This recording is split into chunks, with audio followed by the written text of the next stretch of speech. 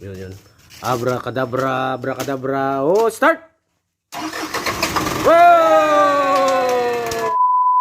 Guys, good morning, mga kasipon. Dito na naman tayo.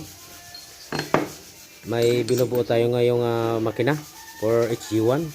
Ito na yung mga pisa nyo, nakalat-kalat. Kaya mabubuo kaya ng mga sipon ito. Abangan na lang sa mga susunod na kabanata. Alright? General overhaul pa ito.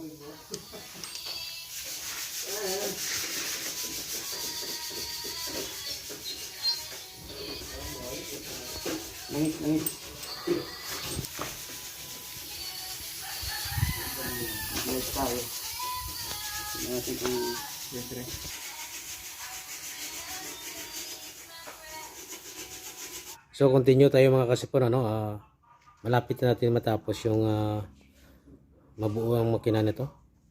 Crankcase na lang yung kulang at saka yung power steering, yung bomba niya. Na timing na rin natin ito. Nalagay na natin yung injection pump niya. Yung timing pala nito nasa likod. Yung timing gear niya. Hindi kagaya ng iba na nasa harap. Ito for HG1 makina, kadalasan nasa likod. Mga 4HF1 nasa likod yung timing.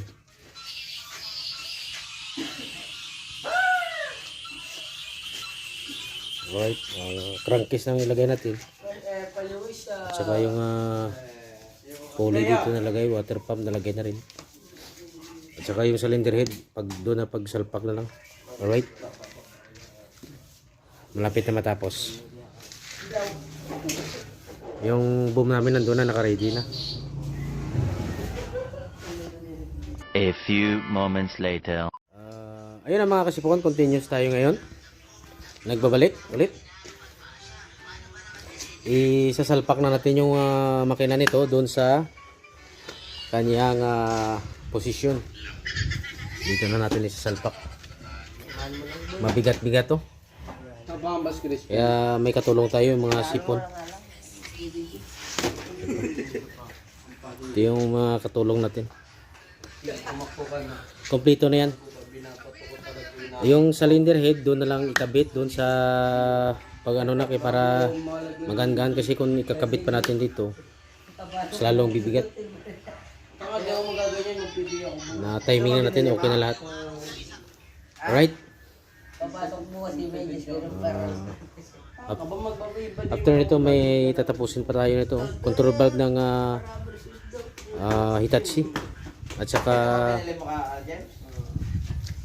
center divider nya. Hindi na masinsya pa. Ito, ano ng mga o-ring to? Basal. Baga. Alright. Ayun na mga kasipon, na salpak na natin yung makina sa kanyang pwesto. Nandito na sa loob. Matinding paghihirap ng mga sipon kanina. Hindi lang na nakuhanan. Ayun, boom nya. Okay na sit up na natin dito. Medyo konti na lang yung mga ikakabit dito sa cylinder head na lang. At saka mga na lang, accessories. Yun si Chip bumabanat.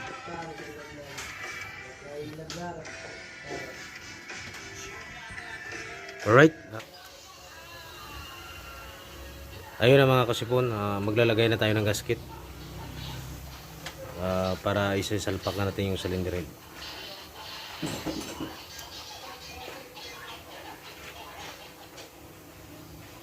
Lagyan natin ng konting laway-lawayan natin para dumikit yung cylinder head. Oh no! Laway lang yan.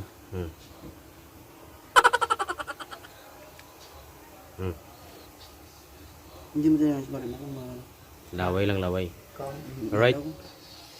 Ilaw. Yan, may ito. Ayun mga kasipon na nagtutorque na tayo. Na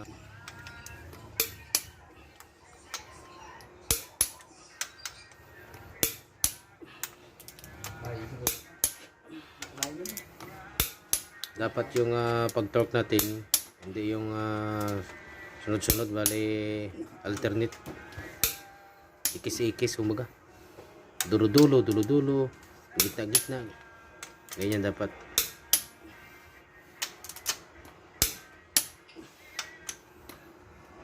Alright, good na.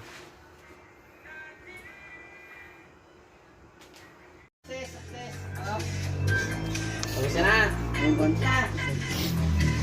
Mga kasipon, mag-tune up na tayo.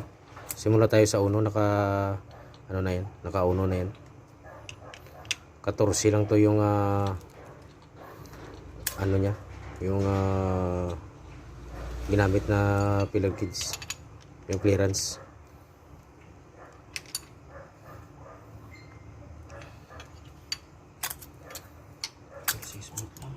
Smooth, alright. Kadali sa.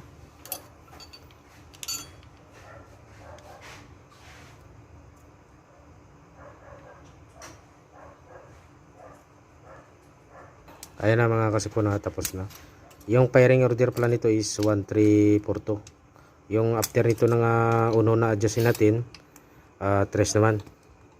3. So, ikutin natin yung makina. Magbabase naman tayo dito sa dos.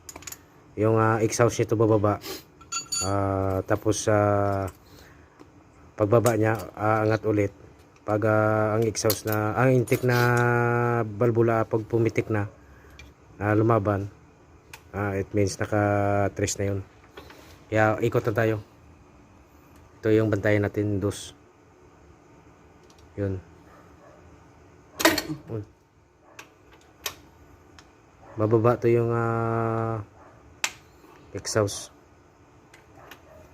Yan, bumaba na. Tingnan nyo. Yan, bumaba na.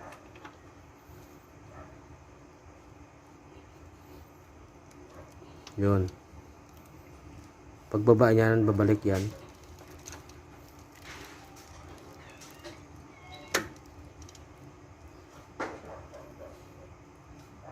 Yun. Once na pumitik yung intake, ito, it means naka-trace na yan. Madilim kasi, gabi na ping. Yan. Yan. Bumabalik yung exhaust.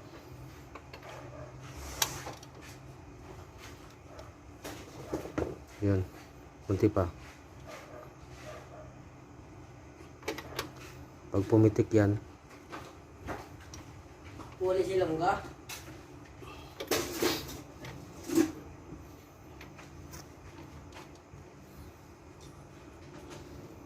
yun. Naka-trace na po tayo. Ang dos kasi nag-ano na eh. Trace na yung adjustin natin. Alright. Uman ito, boss. Yun, nag-adjust na tayo ng trace.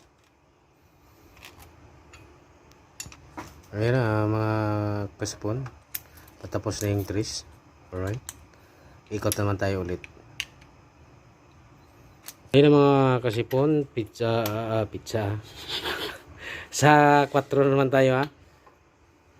Bali magbabase na naman tayo sa 1. Alright. Ito, titingnan nyo, bababa na yung exhaust.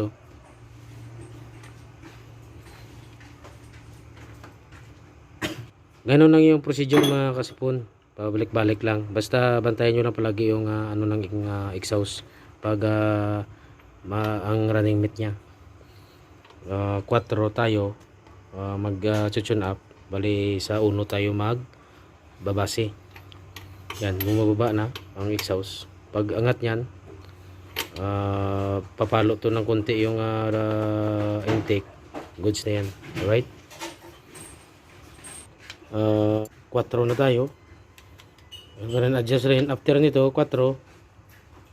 Sa 2 naman tayo mag-tune up. So bali sa 3 naman tayo magbabase. Babantayan naman natin yung exhaust. Pagbaba ng exhaust, pag lumaban na yung intake, goods na yun. Ganun din, pabalik-balik, madali lang.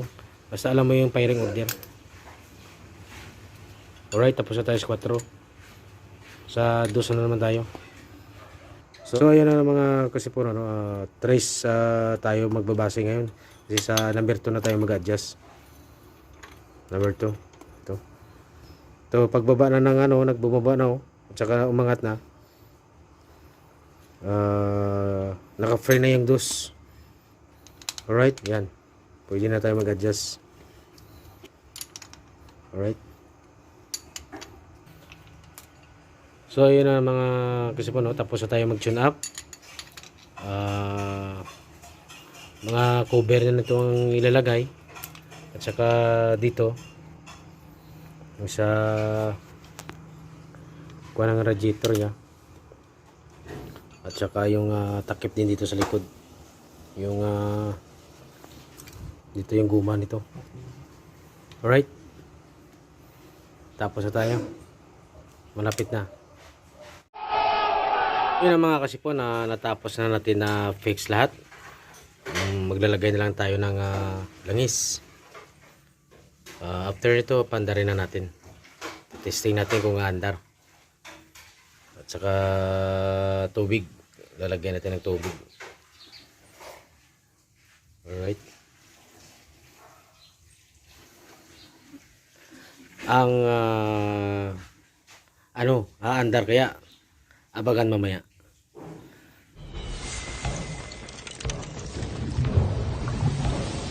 So, continuous tayo. Ang gagawin natin ngayon, magpapaandar na tayo. Oh my God! Wow! So, tutuubin muna natin para lumayo yung mga masamang espiritu dito. Alright, ayun. Yun. Abracadabra, abracadabra. Oh, start! Whoa!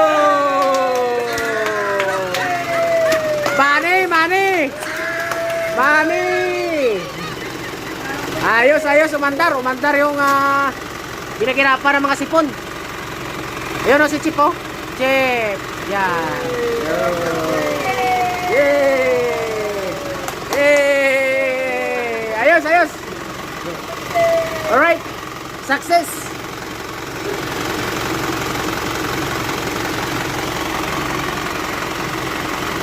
Nadala lang sa tuok-tuok. What? Alright. Ganda ng tunog, oh.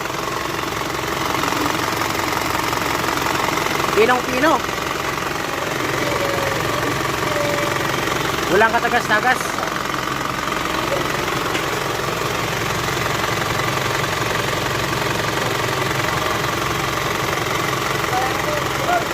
Alright.